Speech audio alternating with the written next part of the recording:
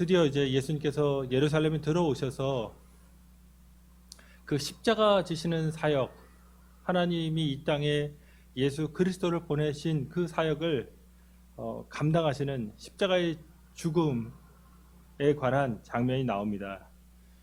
잘 아시다시피 그 당시에 십자가에 달리는 사람들은 로마인이 아니라 로마의 식민지 백성 중에서 로마의 통치를 거부하는 로마 정부로부터 가장 악랄한 범죄자다라고 하는 사람들이 받았던 형벌이 십자가형이고, 그 십자가형은 단연 가장 오랜 기간이 걸리는 사형법이고 가장 수치스러운 사형법이고 또한 가장 고통스러운 사형법이었습니다. 그러니까 노출된 상태에서 모든 그 신체 옷을 다 벗긴 상태에서 여러 날 매달아 놓는데 보통은 일주일이 걸리는 겁니다. 그 십자가에서 그 고통스럽게 추위와 더위를 견뎌야만 했고, 수치스럽게 자기의 알몸을 드러내야만 했고, 또한 질식, 숨이 쉬어지지 않는 거죠.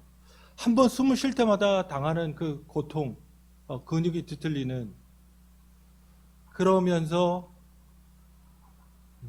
결국에는 혈액이 다 빠져나가서 서서히 그 물과 피가 다 쏟아져서 죽는 최악의 사형법이었습니다.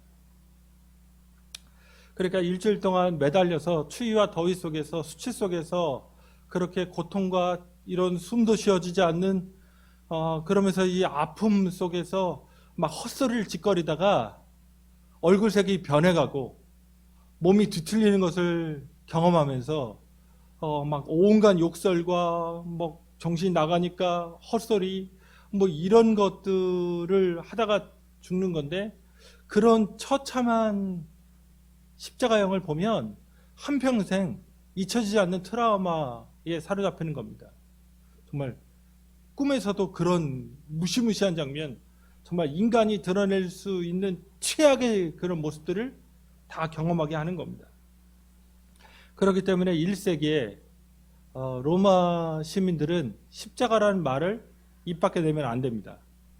그거는 사교와 교제에서 모든 분위기를 다 깨뜨리는 것이기 때문에. 그런데 로마 사람에게만 그런 것이 아닙니다. 로마의 식민 지배를 받으면서 십자가형을 경험한 유대인들에게도 이건 충격적이었던 겁니다. 그래서 이걸 어떻게 해석해야 되거든요. 그렇게 죽어가는 사람들을 어떻게 해석할 것이냐? 그들이 찾아낸 게 있죠. 그래서 신명기 21장 23절에서 나무에 달린 자마다 저주받은 자라, 이 말씀을 찾아냈습니다. 그래서 십자가형을 이걸로, 이 말씀으로 해석하기 시작한 겁니다. 뭐냐? 그렇게 극심한 고통, 가장 오랜 기간, 진짜 목을 잘리거나 교수형, 목을 매다는 그런 형태면 그만 순식간에 끝나버리죠. 그런데 이건 일주일이나 가는, 그것도 정말 눈뜨고는 볼 수 없는, 뭐 정말 귀로 들을 수 없는 그런 소리들을 들으면서 죽어가니까, 그래서 하나님께 용서받을 수 없는 중한죄를 지은 사람만 이런 십자가형을 당한 거다, 이렇게 해석을 했습니다. 그래서 예수님도 그와 같은 중범죄자다, 그렇게 여기고 예수님을 정죄했던 거죠.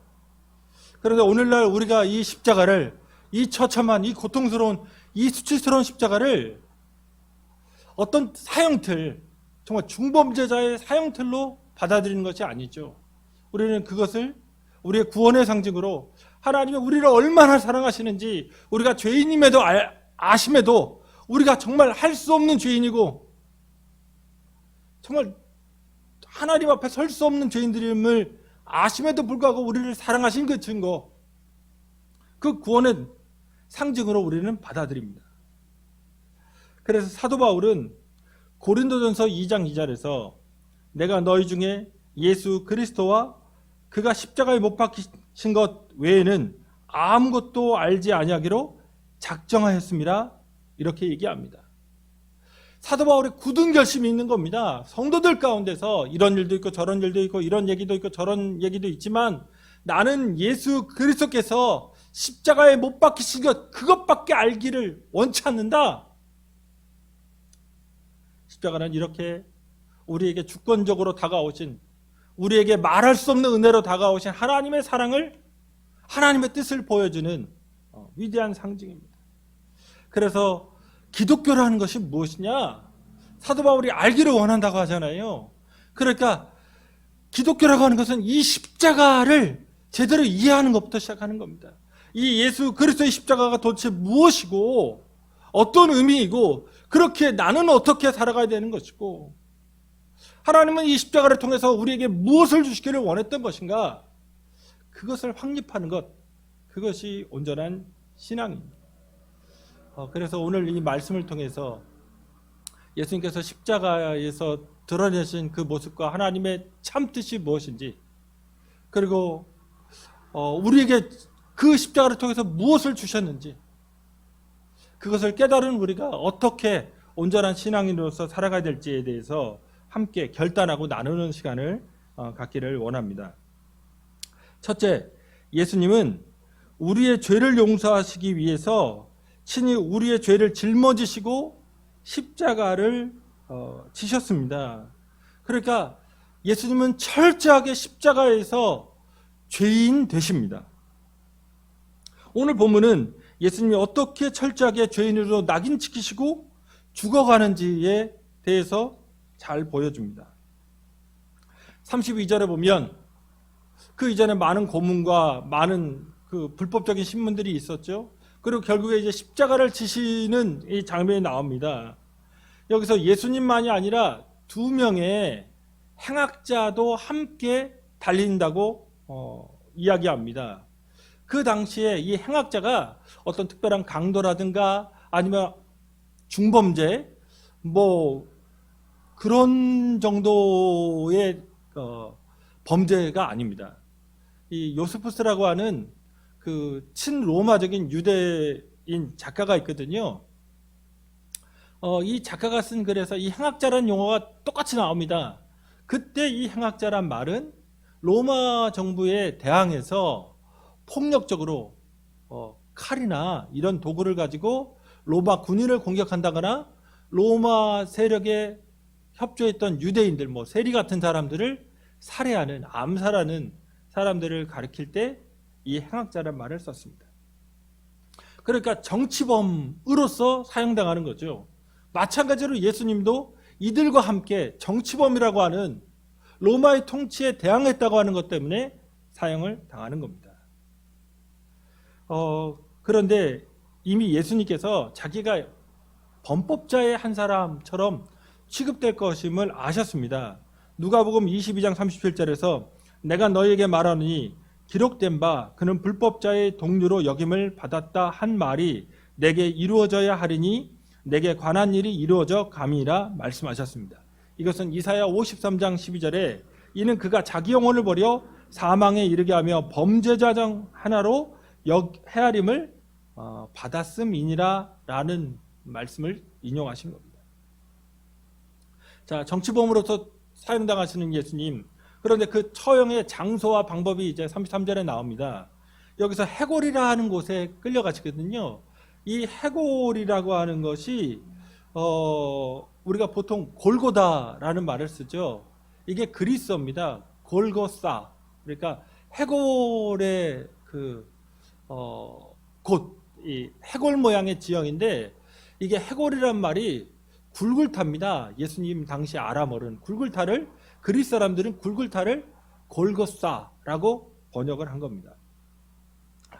그러니까 이곳이 어디냐면 예루살렘 성 밖에 대로가 이제 뻗어 있는데 그 대로변에서 아주 가까운 잘 보이는 언덕인데 언덕의 모양이 해골 모양인 겁니다. 그러니까 수없이 많은 사람들이 예루살렘을 들고 날 때 그 언덕 위에 십자가에 달린 그 사람들을 아주 잘 볼 수 있도록 그 장소가 그렇게 위치된 곳이고, 그래서 여기가 로마가 선전용으로 사형수를 매달았던 공개 처형 장소입니다.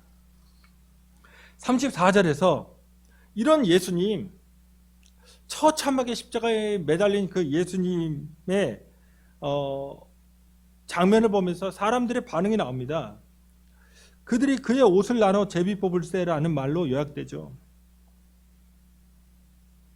그 당시에 신분제 사회에서 옷은 그 사람이 어떤 지위의 사람이고 어떤 부류의 사람이고 또 어떤 일을 하는 사람인지를 보여줬습니다. 그런데 그 옷을 다 벗긴다는 것은 그 사람 자체의 인생을 부정하는 겁니다. 그 사람의 그 인격과 그 신분과 그 일, 모든 것들을 다 무효화시키는, 가장 수치스럽게 하는 거죠. 예수님은 그렇게 사람들에게 버림을 받으셨습니다. 그런데 그 밑에 있던 사람들이 예수님을 동정하거나 불쌍히 여기거나 긍휼히 여긴 게 아니라 그 고통스러운 십자가의 자리 그 밑에서 예수님의 옷을 나눠갔습니다. 이건 아마 시편 22편 18절에 예언을 성취하신 것입니다. 게다가 35절에 예수님의 십자가형을 구경하던 백성들 중에 유대 관리들은 예수님의 이 십자가 사형을 비웃습니다. 조롱합니다. 저가 남을 구원하였으니 만일 하나님이 택하신 자 그리스도이면 자기도 구원할지어다 라고 조롱합니다. 수치와 고통 속에서 돌아가시는 그 예수님을 바라보면서 이 관리들은 어떤 사람들이죠? 예수님의 죽음을 계획했고 모의했고 기획했고 그것을 실행하고 성공한 겁니다. 그래서 예수님을 드디어 죽일 수 있었던 사람들, 그 사람들은 예수님이 많은 기적을 행하고 많은 가난한 자와 어려운 사람들과 함께 먹고 마시면서 그들에게 하나님의 나라의 복음을 증거하시면서 그 사셨던 그 구원의 여정, 구원의 행동이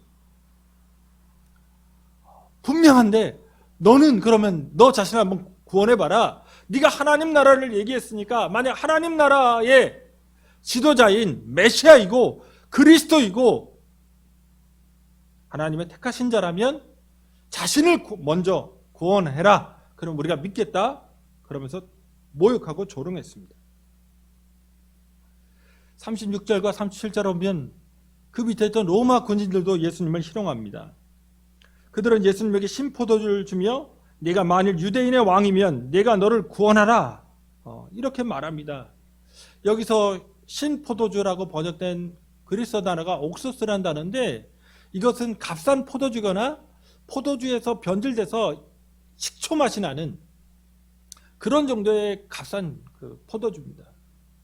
십자가형이 너무나 고통스럽고 또 수분과 혈액이 다 빠져 죽는 것이기 때문에 그것을 조금 경감해 주는 것이 이런 음료를 줌으로써 약간의 위안을 느끼게 하는 것이 그냥 인간으로서의 약간의 배려인 거죠. 그런데 놀랍게 로마 군인들은 그런 친절한 배려가 아니라 측은히 여기는 마음이 아니라 희롱하면서 유대인의 왕이냐? 너 한번 너 구원해봐라 하고 조롱하면서 예수님에게 이 값싼 신포도주를 드린 겁니다. 특별히 이 유대인의 왕이라는 것은 다음 때는 38절에 예수님의 머리 위에 달려있는 죄패에 기록되어 있던 그 죄목록이거든요. 유대인의 왕, 정치범인 예수의 죄목 유대인의 왕, 그것을 희롱한 겁니다. 유대인의 왕인데 로마에 붙잡혀서 무기력하게 살해당하고 있는 이 젊은이, 그러니까 권력도 없고 능력도 없는 자가 왕을 참칭하다가 이렇게 처참하게 살해당한다고 하는 것을 조롱한 겁니다. 이와 같이 예수님은 그 십자가에 달려서 철저하게 죄인으로서 철저하게 조롱당하시고 철저하게 모욕당하시고 철저하게 고통당하시면서 돌아가고 계셨습니다. 그런데 예수님은 자신을 모욕하고 자신을 죽이려고 기획했고 그렇게 실행하고 있고 그렇게 저주하고 있고 그렇게 희롱하고 있는 이 사람들, 그들에게 자신의 인생에 최악의 행동을 하는 사람들에게 용서를 말씀하십니다. 이게 십자가를 지신 하나님의 본래 뜻인 거죠. 이 마지막 순간에 진심을 얘기하시는 겁니다. 34절에서 십자가에서 들려오는 주님의 말씀은 아버지, 저들을 사하여 주옵소서, 자기들이 하는 것을 알지 못함이니이다 라고 말씀하십니다. 보통 우리가 사회생활할 때 우리가 상당히 다른 사람들에게 괜찮은 사람인 것처럼, 별 문제 없는 사람인 것처럼 보이기 위해 시의적절한 말, 유머러스한 말, 때로는 친절한 말, 이런 상냥한 말들을 합니다. 그런데 다른 사람 관계가 깨어져서 정말 적대적일 때, 불쾌감을 나에게 줄 때, 모욕할 때, 정말 견딜 수 없을 때 사람의 목소리가 올라가고 그가 나에게 했던 그 불편함, 적대감, 그 모욕에 맞게, 그러니까 가는 말이 고와야 오는 말이 곱다라는 속담처럼 그렇게 대적하는 것이 인지상정이죠. 기본적인 인간의 태도입니다. 그런데 그 최악의 순간, 최악까지 몰렸는데 예수님은 무엇을 말씀하시느냐? 용서를 말씀하십니다. 예수님이 십자가에 달리셔서 하셨다고 하는 그 7가지의 말씀, 그러니까 마태, 마가, 누가, 요한의 7개의 십자가상에서 하신 말씀들이 나옵니다. 그거를 이제 순서별로 이제 재구성합니다. 그런데 그 재구성하는 말씀 중에 가장 먼저 말씀하신 것이 오늘 본문에 나오는 이 말씀입니다. 그러니까 예수님이 십자가에 달리셔서 하셨던 첫 번째 말씀은 무엇이냐? 용서라는 겁니다. 자기를 죽게 모의했고 그렇게 실행했고 비웃고 있고 자기의 옷을 나누고 있는 그 사람들에게 예수님은 용서를 말씀하십니다. 심한 매질을 당하셨습니다. 가시관을 쓰셨습니다. 침뱉음을 당했고 주먹으로 맞았습니다. 그리고 양손과 양발에 대못을 맞으셨고 십자가에 달리시기 전에 가시관 쓰셔서 정말 피가 철철 흐르고 거기에 호흡이 되지 않고 근육이 뒤틀리고 있고 극심한 고통 때문에 정신이 나가기 직전 그런 상황을 왔다 갔다 하시는 겁니다. 이런 최악의 상황에서 주님은 우리를 용서해 달라고 하나님께 기도하셨습니다. 우리가 십자가에서 깨달을 게 있습니다. 우리가 의인이기에 주님이 우리를 구원하시는 게 아니라는 겁니다. 우리가 정결하기에, 우리가 지혜롭기에, 우리가 하나님 앞에 설 만큼 능력을 갖고 있기에 하나님이 우리를 구원하시는 게 아닙니다.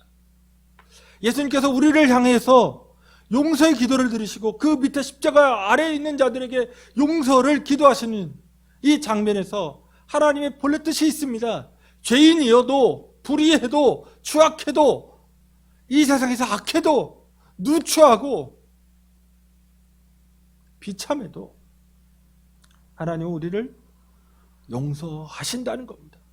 예수 그리스도의 십자가의 그 보혈로 그의 생명을 통해서 우리의 죄를 용서하신다는 겁니다. 우리의 존재를 아십니다. 할 수 없는 죄인이라는 걸 아십니다. 우리가 괜찮은 사람인 것 같은데 어느 조건에 어느 상황에 들어가면 여전히 죄인임이 여실히 드러납니다. 그런 우리를 주님이 용서하시고 사랑하시려고 하신 겁니다. 다시금 이 용서의 말씀을 우리 마음에 새겨야 됩니다. 그리고 우리 자신이 어떤 존재인지를 마주 대하셔야 됩니다. 십자가의 예수를 통해. 그리고 우리 자신을 우리가 용서하고 화해해야만 합니다. 둘째로 예수님의 좌우편에 달린 강도들에게서 나타나듯이 이 세상에는 십자가에 대해서, 예수님에 대해서 너무나도 상반된 태도가 존재합니다. 그리고 그 결과 또한 너무나도 상반됩니다. 예수님의 좌우편에 달린 이 행악자들은 예수님에 대한 극적인 아주 대조적인 태도를 보여줍니다. 그러니까 이 십자가 달리신 예수님에 대한 이 세상의 반응, 사람들의 반응을 아주 예시적으로 보여주는 좋은 예라고 할 수 있습니다. 39절에 예수님 곁에 십자가에 달려있는 한 행악자가 예수님을 비방합니다.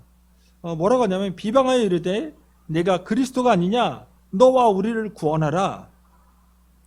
예수님을 이렇게 조롱하고 그는 비방했습니다. 그러니까 유대 종교 지도자들과 그 관리들, 예수님을 십자가에 달려 죽게 하려고 했던 사람들의 말과 이 강도의 말은 동일합니다. 그러면서 예수님을 비방했습니다. 그런데 또 일면 이 사람이 살아온 삶과 그의 사고를 조금 고려하면 뭐 일면 이해도 가는 얘기입니다. 아까 얘기했듯이 행악자는 유대를 지배하고는 이 로마의 지배에서 벗어나도록 폭력까지 사용하면서까지 자유와 독립을 실행했던, 추구했던 그런 사람입니다. 그러니까 실제적인 독립, 실제적인 구원을 폭력으로까지 이루겠다고 한 거죠. 하나님의 통치가, 그러니까 하나님의 나라라는 것을 예수님이 얘기했는데, 이들이 생각할 때는 하나님의 나라는 국가의 형태로, 국민의 형태로, 부국과 강병의 형태로, 안전과 독립의 형태로 주어진 구체적인 거라는 겁니다. 물리적인 거라는 겁니다. 하나님의 역사는. 그러니까 이런 사고는 예수님 당시 그 사람들이 많이 갖고 있었고, 십자가 아래에 있는 그 모든 사람들이 갖고 있던 기본적인 사고입니다. 예수님을 바라보면서 조롱했던 사람들의 공통된 단어가 있습니다. 보시면 35절에서 저가 남을 구원하였으니 만일 하나님이 택하신 그리스도이면 자신도 구원할지어다. 37절에서 로마 군인들이 말했던 만일 유대인의 왕이면 네가 너를 구원하라. 그리고 행악자 중에 한 명이 하는 말, 네가 그리스도가 아니냐? 너와 우리를 구원하라. 여기서 공통된 단어가 나오죠. 구원하라는 겁니다. 구원이라는 단어가 핵심 단어입니다. 그러니까 예수님을 모독하고 예수님을 죽이려고 했던 사람들, 예수님을 거부하는 사람들이 생각하는 그 구원은 정치적이고 물리적인 구원을 말합니다. 그런데 이런 하나님의 나라에 의해 정치적인 독립, 국가로서의 번영, 안전, 안정, 이런 식의 이해는 예수님께서 부활하신 후에 40일 동안이나 제자들에게 하나님 나라의 일에 대해서 가르치신 다음에도 제자들에게 뿌리 박혀 있습니다. 사도행전 1장 6절에 보면 제자들이 하나님 나라를 어떻게 이해했는지가 명확히 드러납니다. 그들이 모였을 때 예수께 여쭈어 이르되 주께서 이스라엘 나라를 회복하심이 이때니까 하니, 그러니까 이스라엘의 나라가 하나님 나라가 왔을 때의 모습이라는 거예요. 이때는 이스라엘 나라가 독립하는 겁니다. 부국과 강병이 이루어지는 겁니다. 이렇게 물리적으로 만질 수 있고 볼 수 있고 들을 수 있고 그런 나라로 하나님 나라를 이해한 겁니다. 어쩌면 오늘날 한국교회의 딜레마도 이와 같습니다. 보이지 않는 하나님 나라, 지금 고대하고 희망하는 그 하나님 나라, 그런데 우리가 생각할 때는 영적으로 성령이죠. 성령의 충만함, 은혜의 충만함, 말씀의 충만함, 신령한 것들, 이런 것들에 대한 갈망. 그래서 한국교회에 많은 부흥의 사경회가 있습니다. 그런데 이게 이 세상적인 것으로 또 드러나야만 한다는 생각을 갖습니다. 그러니까 이 신령한 것이, 위로부터 오는 것이, 하나님의 것이 성도에게 임할 때 건강해지고 부자가 되고 사회적으로 안정되고 그 평판과 명성이 드높아지는 것으로 나타나야 된다는 겁니다.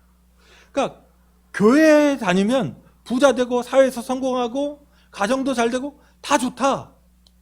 그래서 이렇게 된 것을 그렇게 경험한 사람들이 십자가 앞에서 성도들에게 이게 참 주님이라고, 이게 참 기독교라고, 이게 참 신앙이라고 물리적으로 구현되는 것들을 선포한 거죠.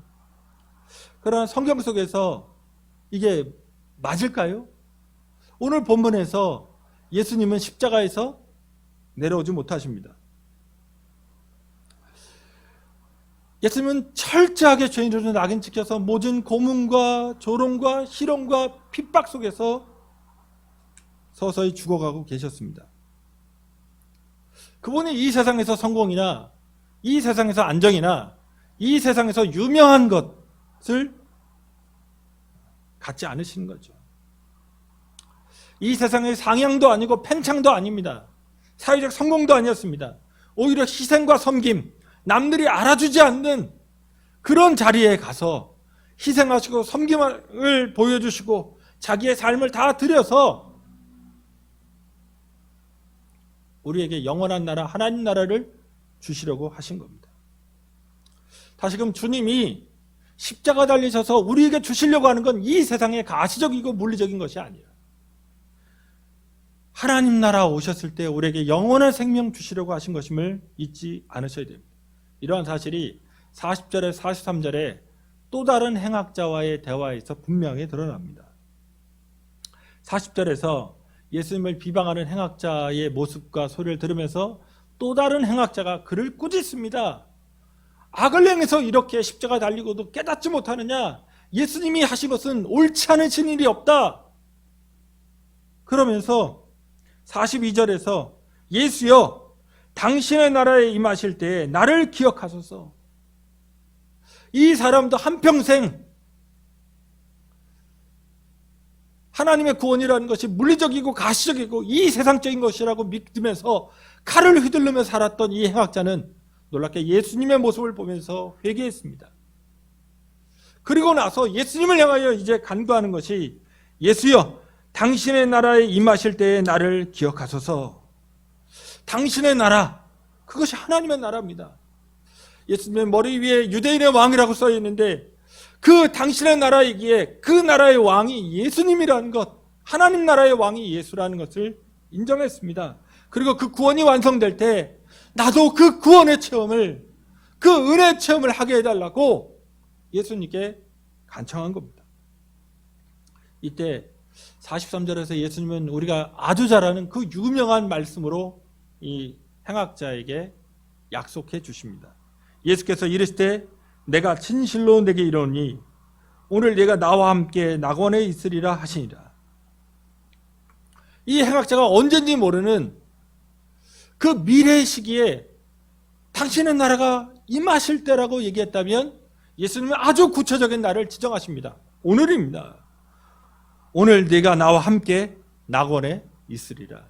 이 낙원은 에덴 동산인 겁니다. 그러니까 그 에덴 동산의 원형인 하나님 나라에 있는 가장 아름답고 행복한 곳, 그곳에 이 죄인이 주님과 함께 그날에 들어가게 될 것을 말씀하십니다.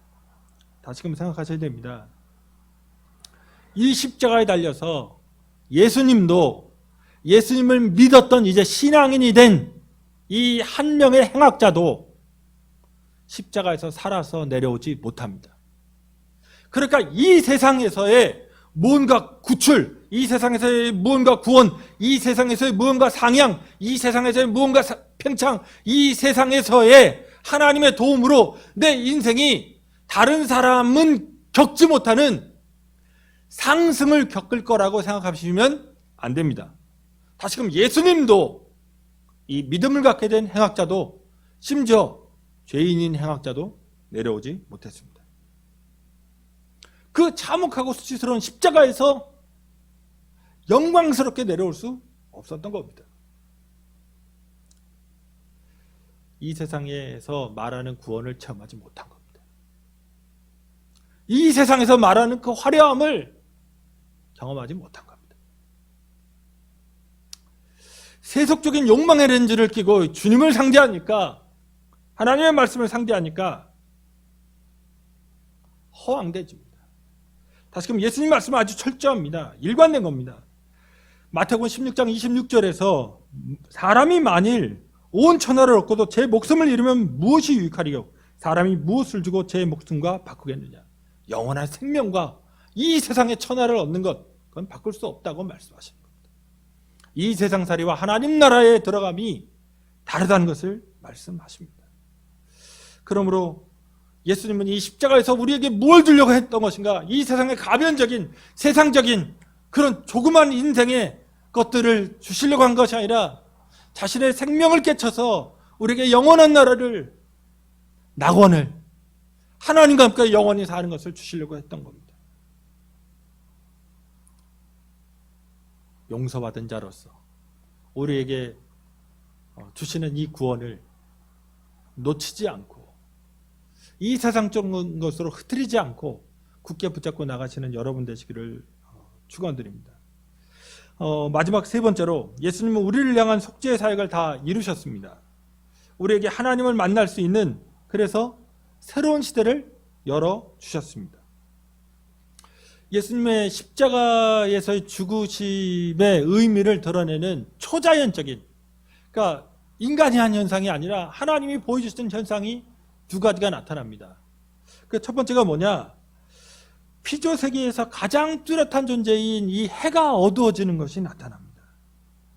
그러니까 예수님의 십자가의 사역이 단순히 인간만, 어떤 특정한 국가만, 특정한 인종만을 상대한 것이 아니라 그걸 넘어서는 온 피조 세계가 변화될, 하나님의 나라가 왔을 때 새하늘과 새 땅으로 온 세계가 변화될 것을 보여주심과 동시에, 또 하나 해가 어두워졌다는 것은 그 당시 사람들이 예수님을 오해했고 이것이 얼마나 비참하고 영적으로 어두운 것인지를 보여준 사건입니다.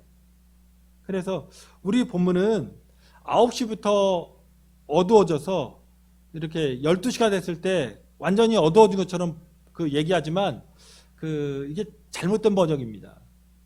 9시에 달리셔서 3시간 지나서 12시가 되었을 때 드디어 이 해가, 정오에 가장 찬란해야 했던 해가 어두워지기 시작해서 3시간, 예수님이 오후 3시에 돌아가시는 그 3시까지 어두워진 사건을 얘기해 줍니다. 지금 이 악한 세대라는 겁니다. 이 세상이. 이 세상에 마음 붙이고 살아갈 그런 것이 아니라는 겁니다. 영적인 어두운 곳. 그런 그 어둠이 짙었기에 그 역사의 한가운데 십자가를 바라보는 사람들에게는 하나님의 나라가 시작되었다는 것, 하나님의 구원이 시작되었다는 찬란한 여명이 비치는 겁니다. 두 번째로, 십자가의 사건의 의미를 드러내주는 두 번째 초자연적인 사건은 45절에 나오는 성소의 휘장이 한가운데가 찢어지는 사건입니다. 그러니까 성소의 휘장은 대제사장이 1년에 딱 한 번 언약궤가 있는 지성소에 들어가죠. 그 지성소와 지금 분향단, 진설병, 그 떡상, 그리고 촛대가 놓여있는 성소, 그 사이를 가로막고 있는, 그러니까 지성소와 성소를 가로막고 있는 휘장입니다. 요세푸스의 증언에 의하면 여기에는 하늘 그림이 그려져 있었다라고 얘기합니다. 그게 예수님의 십자가의 죽으심 그 어간에 위로부터 한가운데가 찢어진 겁니다. 그러니까 이 사건은 하나님이 더 이상 어떤 종교적인 실체들, 말하자면 뭐 지성소에 있는 법궤라든가 떡상이라든가 분향단이라든가 아니면은 그 촛대라든가 일반 사람들은 다닐 수도 없는 오직 제사장과 대제사장만 드나들 수 있는 그곳, 그래서 가장 거룩한 곳이라고 여겨지는 그 종교적인 실체, 그것으로 인간을 구원하지 않으신다는 얘기입니다. 그 종교만 남아있고 뭔가 종교의식만 남아있고 하나님은 없는 그곳을 하나님이 스스로 파괴하시는 겁니다. 그래서 성소는 정결하고 온전해야 예배드릴 수 있거든요. 휘장 찢어지면 예배가 불가능한 겁니다. 이걸 누가 하셨다고요? 하나님이 하신 겁니다. 그래서 우리가 요한계시록을 봐도 새하늘과 새 땅이 왔을 때 성전이 없습니다. 성전은 그 종교 행위의 장소로서의 성전은 하나님이 궁극적으로 원하시는 게 아니라는 겁니다. 진짜로 누가 우리를 구원하시는가? 하나님이십니다. 어떻게 구원하시는가? 예수 그리스도의 십자가로 우리를 구원하시는 겁니다. 우리의 죄악을 아십니다. 우리의 처참함을 아십니다. 우리의 누추함과 썩어 있음을 아십니다. 그럼에도 불구하고 우리를 용서하시기는 그 예수의 십자가의 은혜로 우리는 구원을 받습니다.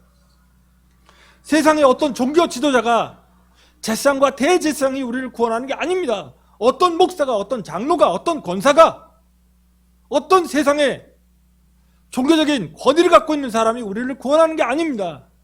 우리 주 예수 그리스도의 십자가, 우리 주 예수 그리스도께서 우리를 구원하십니다. 그러므로 기독교인이라면 추구할 바가 있는 겁니다. 예수 그리스도입니다. 그분과의 만남이고 그분과의 교제이고 그분의 영이신 성령과의 동역입니다. 다시금 한국교회가 제가 많이 말씀드리지만 기도 좋습니다. 기도하셔야 됩니다. 기도 없이는 이런 일도 나갈 수 없고 기도 없이는 하나님을 제대로 섬길 수 없습니다. 찬양하셔야 됩니다. 예배도 드리셔야 됩니다.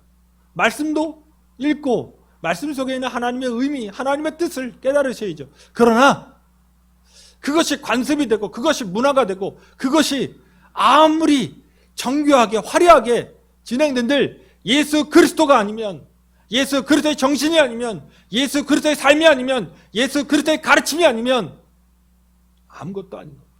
그건 마치 예쁘게 포장된, 거대하게 포장된 성전처럼 부서져야 될 것이고 없어져야 될 것입니다. 어쨌든 46절에서 예수님의 마지막 말씀이 기록되어 있습니다. 예수께서 큰 소리로 불러 이르실 때 아버지 내 영혼을 아버지 손에 부탁하나이다 하고 이 말씀을 하신 후에 숨지시니라. 아까 가상처럼 말씀드렸는데 7개의 말씀 중에 마지막 것이 이 말씀입니다. 시편 31편 5절에 내가 나의 영을 주의 손에 부탁하나이다 라는 말씀을 인용하신 거죠. 그런데 여기서 예수님의 묘미가 있습니다. 뭐냐? 아버지 여를 붙였습니다. 아버지. 예수님은 늘 일평생 하나님을 아버지로 부르시면서 그 아버지와의 교제 가운데 기도로 나가셨습니다. 그렇게 인생에 무엇이 주어지신지 간에, 인생에 어떤 일이 나에게 닥쳤든지 간에 그것을 아버지의 뜻으로 받아들이고 감사하며 그 안에서 하나님의 뜻을 이루시기 위해 최선을 다하셨고 이 십자가에 달리신 일도 아버지의 뜻이기에 이 일을 순종하신 겁니다. 하나님을 철저하게 신뢰하고 순종하신 삶을 보여주셨습니다. 그렇습니다. 오늘 우리가 이 십자가 앞에서 우리의 신앙생활이 어떻게 될까? 하나님을 아버지로 철저하게 신뢰하고 그분의 뜻에 순종하는 데 있습니다. 하나님을 믿었으면 내 인생의 어느 한 구석이라도 하나님의 뜻이 미치지 않은 것이 없음을 깨닫고 그 가운데 기도하면서 하나님이 내게 무엇을 원하시는지를 깨달으면서 순종하며 살아가는 것이 기독교인의 삶입니다. 예수님께서 우리에게 말씀하셨던 그 귀한 사명이 있습니다. 누구든지 나를 따라오려거든 자기를 부인하고 자기 십자가를 지고 나를 따를 것이니라. 이게 마태복음 16장에서 예수님께서 십자가에 달리실 것을 처음으로 예고하시면서 베드로가 그러지 말라고 했을 때 사탄아 뒤로 물러가라 하시면서 하셨던 말씀입니다. 누구든지 나를 따라오려거든 자기를 부인하고 자기 십자가를 지고 나를 따를 것이니라. 자기 부정과 부인, 자기 희생을 통해서 자기에게 맡겨진 그 사명의 길, 십자가의 길을 따라오라는 거죠. 이 세상의 허영과 쾌락이 아닌, 이 세상의 만족과 성공이 아닌 주님을 닮은, 이 십자가의 사랑을 닮은 뜨거운 헌신과 충성으로 하나님의 일을 이 땅에서 감당하라는 얘기입니다. 휘장을 찢으신 하나님은 종교적인 것으로 만족하는 분이 아닙니다. 종교적인 실천 귀중한 겁니다. 그런데 그것만으로 머물지 말고 삶에서 십자가 지는 삶으로 나아오라고 주님은 우리에게 권면하시는 겁니다. 그래서 하나님의 영광을 드러내라고, 하나님의 살아계심을 드러내라고, 십자가 이 사랑을 이 세상에 드러내라고 말씀하십니다. 우리 가족 가운데, 직장에서, 학교에서, 친구들 가운데, 캠퍼스에서 만나는 모든 사람 가운데 주의 십자가의 사명을 감당하라고 우리에게 말씀하십니다. 이와 같이 사랑과 섬김으로 자기 희생의 삶으로 다른 사람들을 복되게 섬기며 주님이 우리에게 주신 그 영원한 나라를 상속받을 수 있는 우리가 되도록 최선을 다하겠습니다. 기도하시겠습니다. 고맙고 좋으신 아버지 하나님, 오늘도 십자가에 달리신 우리 주 예수 그리스도를 기억합니다. 우리를 위해서 그 속죄의 사역을 감당하시기 위하여 철저하게 죄인으로 낙인 찍히시고 모욕당하시고 조롱당하시고 고통받으셔서 결국에 그 생명을 잃어버리시는 우리 주 예수 그리스도를 다시 한번 생각하게 하여 주시옵소서. 그 십자가 위에서 예수님이 처음으로 우리에게 말씀하신 이 용서, 우리가 죄인임을 알고 우리가 정말 처참한 추악한 자들임을 알매도 불구하고 우리를 포기하지 않으신 그 예수의 사랑을, 그 용서의 은혜를 다시 한번 우리의 마음에 깊이 새기게 하여 주시옵소서. 그리고 이 세상을 살아가게 하시면서 우리에게 보여주신 그 구원, 그 영광, 그 소망이 이 땅에 물리적이고 가시적인 것이 아니라 하나님 나라에 들어가는 것, 영원한 구원을 얻는 것, 주님과 함께 기쁨의 교제를 하는 것임을 깨닫게 하시고 우리의 마음이 세속에 물들지 않게 도와주시옵소서. 그리고 이 땅을 살아가되 주님 만날 그날을 대비하며 고대하며 십자가의 사명, 자기 희생과 자기 부인의 삶으로 들어가 다른 사람들을 섬기고 사랑하고 나누며 돕는 삶을 살아가는 우리 될 수 있도록 역사하여 주시옵소서. 이를 통하여 예수 그리스도의 십자가의 은혜가 드러나게 하시고 하나님의 사랑의 영광이 드러나게 하여 주시옵소서.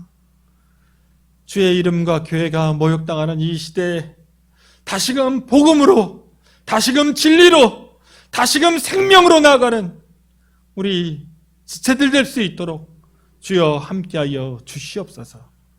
감사드리오며 예수님의 이름으로 기도드립니다. 아멘.